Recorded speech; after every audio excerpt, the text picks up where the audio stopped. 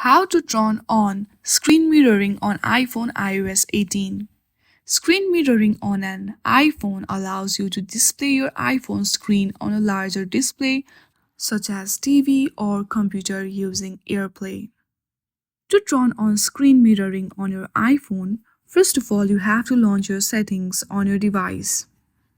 Once you are on your settings homepage, scroll down a little bit. There you will see general options. Simply tap on that. Once you go through the general, there you'll see AirPlay and handoff option. Go through it and select automatically AirPlay and make sure that it is either set to ask or automatic.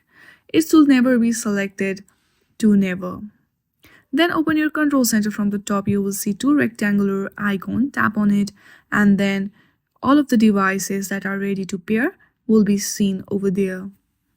In this very easy step, you can easily turn on screen mirroring on your iPhone iOS 18. I hope you like this video. If you like this video, then please do not forget to like and subscribe to our channel. Thank you for watching.